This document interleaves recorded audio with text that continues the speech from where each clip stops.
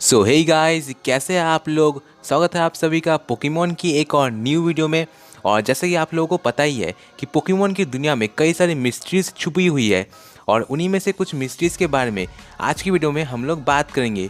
जैसे कि क्या इंसान पोकेमॉन को खाते हैं और भी ऐसे कई सारे फैक्ट्स और अननोन सीक्रेट्स। तो यस, वीडियो बहुत ही ज़्यादा इंटरेस्टिंग होने वाली है, इसे बिल्कुल एंड तक ज़रूर देखना। और लाइक नहीं किया अभी तक तो लाइक कर दो, और चैनल पर पहली बार आए हो तो सब्सक्राइब कर लो ऐसी पोकेमॉन की वीडियोस देखने के लिए। और अगर चाहो तो इंस्टाग्राम पर फॉलो कर सकते हो, link in description. So without wasting time, चलो अपनी वीडियो को शुरू करते हैं। Let's begin.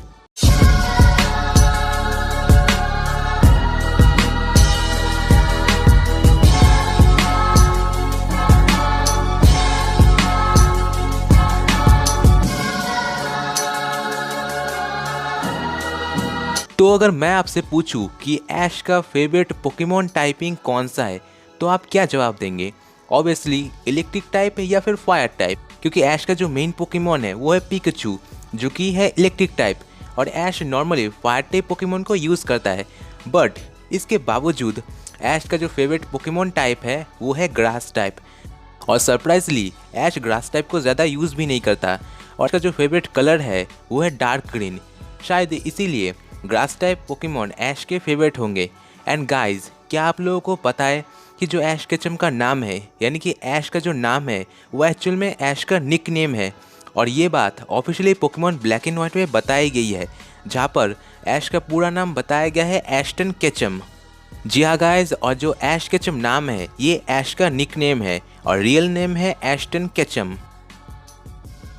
अब जीएस बॉल पोकेमॉन की दुनिया का एक बहुत ही मिस्टीरियस पोकेबॉल है, और ये पोकेबॉल हमें पहली बार देखने को मिला था ऑरेंज लीग में, जहाँ पर ये पोकेबॉल था प्रोफेसर आईवी के पास। और फिर ऐश प्रोफेसर आईवी से वो पोकेबॉल लेकर प्रोफेसर ओक को दे देते हैं, पर प्रोफेसर ओक इस पोकेबॉल की मिस्ट्री को सॉल्व नहीं कर पाते, तो वो ऐश की मदद से इस पोकेबॉल को प्रोफेसर कर्ट के पास पहुँचा देते हैं। और इसके बाद से ही ये पोकेबॉल हमें एक भी बार पोकेमॉन के एनिमे में देखने को नहीं मिला है। तो आपने कभी ना कभी तो ये सोचा ही होगा कि आखिर इस पोकेबॉल की मिस्ट्री क्या है और इसके अंदर जो सीक्रेट है वो क्या है। तो एक बार पोकेमॉन के जो डायरेक्टर है मासामी तायोशी, उन्होंने अपने एक इंटरव्यू में कहा था कि इस पोकेबॉल के अंदर, यानी कि जीएस बॉल के अंदर पहले सेलिबी होने वाली थी, और जीएस बॉल की जो मिस्ट्री है वो जोटो रीजन में सॉल्व कर दी जाने वाली थी। पर बाद में उन लोगों ने इस आइडिया को ड्रॉप कर दिया, और पहले सेलिबी और जीएस बॉल को लेकर एक प्रॉपर मूवी भी आने वाली थी, पर बाद में उन लोगों ने स्टोरी लाइन को ड्रॉप कर दिया और सेलिबी के ऊपर एक प्रॉपर मूवी बनाई जो कि थी the secret of the jungle. तो गाइज, क्या आप लोगों को पता है कि सरुलियन सिटी में जितने भी जिम लीडर्स हैं, यानी कि मिस्टी को लेकर जितनी भी उसकी बहन है, वो 4 टोटल बहन है, जो कि है मिस्टी, डेजी, लिली और वायलेट। और तीनों का ही जो स्टाइल है, हेयर है, स्टाइल है, मतलब फेस है, सभी एक दूसरे से बिल्कुल अलग है। पर कभी ना कभी आप लोगों ने ये नोटिस किया होगा, मतलब सभी के बाल एक दूसरे से अलग है, या फिर उनके जो हेयर कलर है या स्टाइल है वो थोड़े अलग है। तो आखिर इसका रीज़न क्या है। तो पोकेमॉन की book the pocket monster animation, जो कि खुद पोकेमॉन की चीफ राइटर ताकेशी शुडो ने बनाया था, उस बुक में उन्होंने काफ़ी सारे पोकेमॉन की सीक्रेट बताए हैं। तो इस बुक में ऐसा बताया गया है, मिस्टी को छोड़कर उसके जितनी भी बहनें हैं वो सभी विग्स पहनती है। मतलब जो उनके दिखते हैं वो हमें असली बाल नहीं होते, मतलब वो अलग अलग बाल होते हैं, मतलब विग्स होती है। और ये सिर्फ वो शोज़ के लिए पहनती है, मतलब जो अलग अलग वो शो करती है उनके लिए वो विग्स पहनती है। और उनका जो असली नेचुरल हेयर कलर है वो है ब्लैक।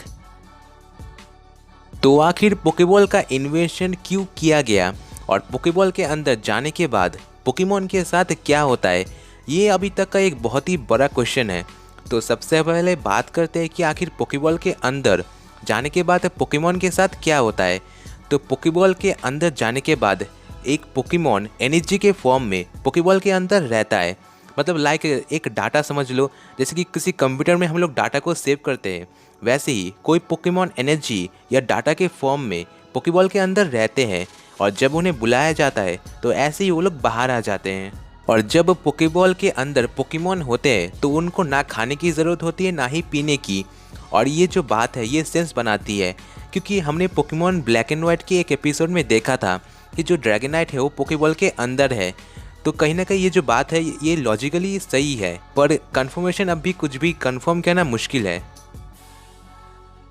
तो आप लोगों ने कभी ना कभी ऐश के फेस पर ये जेड टाइप के सिंबल तो देखे ही होंगे। यस ऑब्वियसली, अगर आप लोग पोकेमॉन को शुरुआत से देख रहे हैं तो आप लोगों ने ज़रूर नोटिस किया होगा कि जो ऐश के फेस पर है वो हमेशा कहीं ना कहीं ऐश के फेस पर ये जेड टाइप के सिंबल रहते हैं। तो आखिर ये क्या है और क्यों है? तो पहले तो हमें ये लगता था कि जो सिंबल है ये एक्चुअली में ऐश के फेस के अकॉर्डिंग कैरेक्टर डिज़ाइन के लिए बनाया गया था। तो काफ़ी रिसर्च करने के बाद मुझे पता चला कि इसको लेकर काफ़ी सारी थ्योरीज़ है, पर एक जो लॉजिकल थ्योरी है वो मैं आप लोगों को बता देता हूँ। तो ऐश के फेस पर जो जेड टाइप सिंबल है वो दर्शाते हैं इलेक्ट्रिक टाइप पोकेमॉन को, क्योंकि ऐश का जो मेन पोकेमॉन है वो पिकाचू है और इसका फेवरेट पोकेमॉन मूव है थंडरबोल्ट। और शायद इसी वजह से पोकेमॉन के क्रिएटर ने सोचा होगा कि ऐश के फेस पर ये जेड सिंबल देना सही रहेगा। वैसे अभी तो ये बस एक थ्योरी है, कंफर्मेशन अभी कुछ भी नहीं है। और ऐसा हो सकता है कि जो ये जो सिंबल है ये बस कैरेक्टर डिज़ाइन के लिए बनाया गया था। तो आखिर 10 साल के बच्चे को पेरेंट्स सफ़र के लिए कैसे जाने देते हैं? तो ये भी एक बहुत बड़ा क्वेश्चन है कि आखिर पेरेंट्स अपने बच्चों को 10 साल का होने के बाद जर्नी पर कैसे जाने देते हैं और उनकी पढ़ाई का क्या होता है? तो पोकेमॉन की book the secret monster animation में, जैसे कि मैंने पहले कहा था कि इस बुक में पोकेमॉन के काफ़ी सारे सीक्रेट्स बताए गए हैं।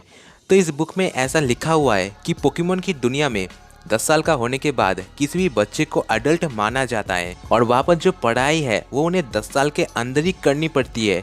और एक बार 10 साल का होने के बाद वो अपना करियर खुद से चूज़ कर सकते हैं। मान लो लाइक यहाँ पर जो ग्रेजुएशन होने के बाद स्टूडेंट्स अपने करियर को खुद चूज़ कर सकते हैं, वैसे ही पोकेमॉन की दुनिया में 10 साल का होने के बाद वो अपने करियर को खुद से चूज़ कर सकते हैं। लाइक अगर उन्हें ट्रेनर बनना है तो पोकेमॉन ट्रेनर बन सकते हैं, एंड अगर उन्हें आगे की पढ़ाई कंटिन्यू करनी है तो पढ़ाई भी कर सकते हैं। वैसे एक और रूल है कि इसके बाद वो लोग शादी भी कर सकते हैं। तो ऐश केचम हम सभी का फेवरेट है और एक तरह से ऐश हम सभी के लिए इंस्पिरेशन है। लाइक बंदा हर बार हारता है पर फिर भी वो उठकर खड़ा होता है और लड़ाई करता है। तो एक तरह से वो इंस्पिरेशन है हम सभी के लिए। एंड आई नो कि आप भी ऐश के बहुत ही बड़े फैन हैं। पर गाइज, क्या आप लोगों को पता है कि ऐश का बर्थडे कब आता है? तो गाइज अगर नहीं पता तो मैं बता देता हूँ कि ऐश का बर्थडे आता है 22 मई को। और गाइज, क्या आप लोगों को पता है कि जिस दिन ऐश ने अपनी जर्नी स्टार्ट की थी वो उस दिन 10 साल 10 महीने और 10 दिन का था। लगता है ऐश के लिए लकी नंबर 10 है। इस बार में आप लोगों को क्या कहना है कमेंट करके मुझे ज़रूर बताना। क्या पोकेमॉन की दुनिया में इंसान पोकेमॉन को खाते हैं? क्योंकि एक एपिसोड में ऐश और ब्रॉक भूखे जब होते हैं तो अब वो मैजिकार्प को ऐसे देखते हैं जैसे कि वो उनका खाना हो और भुक्कड़ की तरह वो उसे देख रहे हो। तो यही से हमारे मन में एक क्वेश्चन आ गया कि क्या इंसान पोकेमॉन को खाते हैं? तो गाइज यस, इसका जवाब है हाँ। पोकेमॉन की दुनिया में इंसान पोकेमॉन को खाते हैं और इसका प्रूफ हमें कई बार मिल चुका है। जैसे कि एक एपिसोड में एक बुढ़ी, मेरा मतलब एक लेडी कहती है कि टेंटेकल इतने बुरे हैं कि उन्हें खाया भी नहीं जा सकता। और एक एपिसोड में ऐश कहता है कि वो इतना भूखा है कि वो हॉर्सी को भी खा सकता है। और वैसे तो कई सारे और भी प्रूफ हमें मिल चुके हैं, बट इतना काफ़ी है। तो पोकेमॉन के एनिमे में सबसे आइकॉनिक पोकेमॉन है पिकाचू। पर क्या आपको पता है कि पिकाचू से पहले किसी और पोकेमॉन को चुना गया था ऐश के साथ सफ़र करने के लिए? और अगर ऐसा हो जाता तो शायद पिकाचू आज उतना पॉपुलर नहीं होता जितना कि आज है। पर बात की जाए उस पोकेमॉन की तो वो पोकेमॉन है क्लिफेरी। अब इसको पोकेमॉन को क्यों चुना गया, इसकी एक वजह है क्योंकि उस टाइम पर जब पोकेमॉन स्टार्ट हुआ था तब जगह जगह क्लिफेरी बहुत ही ज़्यादा फेमस हुई थी और पोकेमॉन के डायरेक्टर और बाकी सबको लगा कि क्लिफेरी को ऐश का एज अ पार्टनर दिखाया जाए। पर बाद में उन लोगों ने रियलाइज़ किया कि पिकाचू बेटर रहेगा एज अ पार्टनर ऑफ ऐश। और इसके बाद से ही हमें पिकाचू ऐश के साथ देखने को मिल रहा है और इन दोनों की जोड़ी सचमुच गजब है। Dark secret the number 1। तो गाइज ऐश केचम और रेड दोनों ही पोकेमॉन की दुनिया के बहुत ही बेहतरीन और एक पावरफुल पोकेमॉन ट्रेनर्स है। ऐश एक बहुत ही पावरफुल ट्रेनर है और पोकेमॉन मास्टर बनना चाहता है। वही रेड ऑलरेडी पोकेमॉन मास्टर यानी कि कैंटो रीजन का चैंपियन है और दोनों ही बहुत ही पावरफुल है। पर गाइज क्या आप लोगों ने नोटिस किया है कि जो ऐश के मॉम है और रेड की मॉम है वो दोनों ही काफ़ी कुछ एक जैसी है, मतलब दिखने में लुक काफ़ी कुछ दोनों का एक ही जैसा है। और गाइस इससे भी बड़ी मिस्ट्री तो ये है कि जो रेड के डैड है वो एक्चुअल में जियोवानी है। वेल ये एक बहुत बड़ी मिस्ट्री है और इसको लेकर एक प्रॉपर वीडियो बन सकती है। अगर आप लोग इस वीडियो को चाहते हैं तो कमेंट करके मुझे ज़रूर बताना। बहुत सारी सीक्रेट्स अभी पोकेमॉन को लेकर जिनको अभी तक रिवील नहीं किया गया। अगर आप लोगों को ऐसी वीडियोस चाहिए तो कमेंट करके मुझे ज़रूर बताना। एंड आज के लिए बस इतना ही। होप करता आप लोगों को वीडियो पसंद आई होगी। पसंद आया तो लाइक कर देना, चैनल पर पहली बार आए हो तो सब्सक्राइब कर लेना, और इंस्टाग्राम पर फॉलो नहीं किया तो जाके फॉलो कर लो, लिंक इन डिस्क्रिप्शन। मैं मिलता हूँ आपको किसी नेक्स्ट एंड एक्साइटिंग वीडियो में। तब तक के लिए नमस्ते, खुदा हाफिज़, सागर प्रणाम।